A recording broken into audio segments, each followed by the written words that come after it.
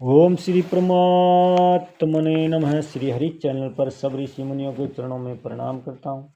सभी संत जनों के चरणों में प्रणाम करता हूँ। सभी मेरे देशवासियों को प्यार एवं स्वागत करता हूँ। इस वीडियो को आप पूरा सुने। इस वीडियो को सुनने वाले मेरे देश के हर कोने में घरों में बैठी माताओं के चरणों में मैं चरण स्पर्श करता हूँ। बहनें व भाइयों को प्यार नमस्कार। यह वीडियो श्री कृष्ण अर्जुन संवाद का है। जब महाभारत युद्ध में अर्जुन धर्म संकट में पड़ गया था, तनाव में, चिंताओं से घिर गया था, कोई निर्णय नहीं ले पा रहा था कि मैं क्या करूं, तब भगवान श्री कृष्ण ने उन्हें गीता का ज्ञान दिया, धर्म संकट से बाहर निकाला और अंत में विजय श्री का ताज भी पहना। इसलिए यह वीडियो सुनने मात्र से ही मानसिक तनाव, चिंताग्रस्त, शारीरिक तनाव से मुक्ति मिलेगी। इसलिए आप सब श्रोतागण से मेरी विनती है कि सुप्रभात में पुण्य का भागीदार बनकर जन कल्याण में अपना सहयोग दे। वीडियो को ज़्यादा से ज़्यादा सब्सक्राइब करें एवं ज़्यादा से ज़्यादा शेयर भी करें। अब भगवान आगे क्या कह रहे हैं? अब भगवान पीछे के 2 श्लोकों में कई बातों को दृष्टांत द्वारा स्पष्ट करते हैं। क्या कहते हैं अर्जुन को? यथाकाशिस्ततो नित्यं वायु सर्वत्र गो महान् तथा सर्वाणि भूतानि मत्स्थानि तयोपधारय। जैसे सब जगह विचरने वाली महान वायु नित्य ही आकाश में स्थित रहती है, ऐसे संपूर्ण प्राणी मुझ में ही स्थित रहते हैं, ऐसा तुम मान लो। यथाकाशिस्तो नित्यम वायु सर्वत्रो महान।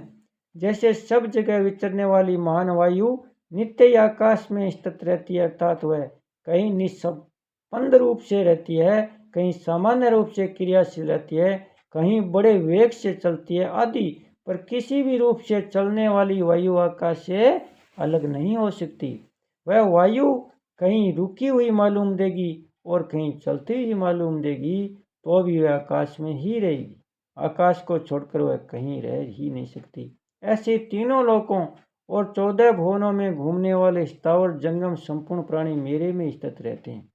तथा सर्वाणी भूतानि मत्स्थानी। भगवान ने 4थे श्लोक से 6ठे श्लोक तक 3 बार मत्स्थानी शब्द का प्रयोग किया है, जिसका तात्पर्य यह हुआ कि यह संपूर्ण प्राणी मेरे में ही स्थित है।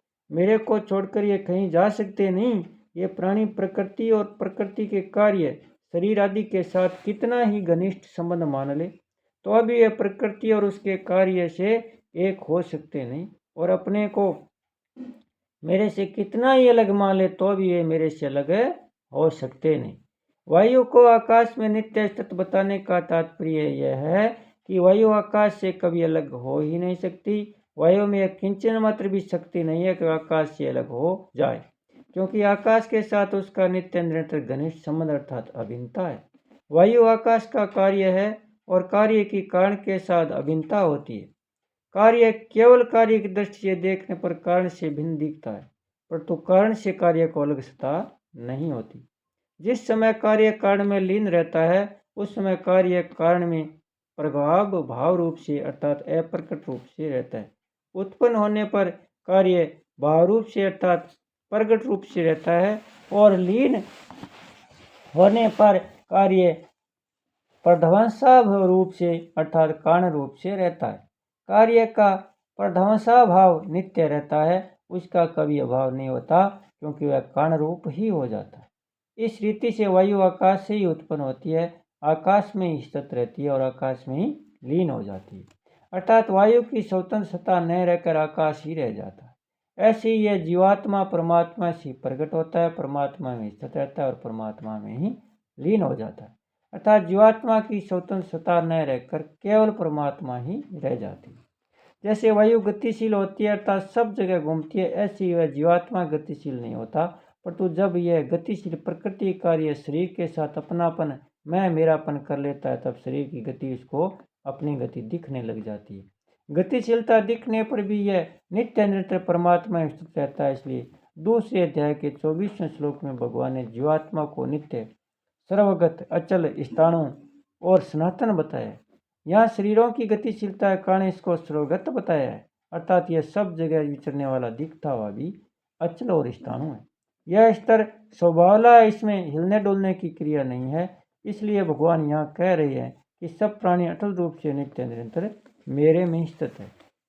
तात्पर्य यह वाक्य तीनों लोक 14 भुवनों में घूमने वाले जीवों की परमात्मा से भिन्न किंचन मात्र भी स्वतंत्रता नहीं है और हो सकती भी नहीं, अर्थात सब योनियों में घूमते रहने पर भी वे नित्य निरंतर परमात्मा के सच्चिदानंद स्वरूप में स्थित रहते हैं, परंतु प्रकृति के कार्य के साथ अपना संबंध मानने से इसका अनुभव नहीं हो रहा है। अगर यह मनुष्य शरीर में अपनापन न करे, मैं मेरापन न करे, तो इनको असीम आनंद का अनुभव हो जाए। इसलिए मनुष्य मात्र को चेतावनी देने के लिए यहाँ भगवान कहते हैं कि तुम मेरे में नित्य निरंतर स्थित हो, फिर मेरी प्राप्ति में परिश्रम और देरी किस बात की। मेरे में अपनी स्थिति न मानने से और न जानने से मेरे से दूरी प्रतीत हो रही है। इति उपधार्य, यह बात तुम विशेषता से धारण कर लो।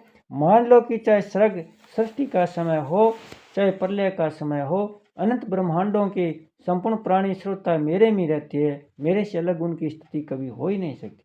ऐसा दृढ़ता से मान लेने पर प्रकृति कार्य से विमुक्ता हो जाएगी और वास्तविक तत्व का अनुभव हो जाएगा। इस वास्तविक तत्व का अनुभव करने के लिए साधक दृढ़ता से ऐसा मान ले कि जो सब देश काल वस्तु व्यक्ति आदि में श्रद्धा परिपूर्ण है वे परमात्मा ही मेरे हैं।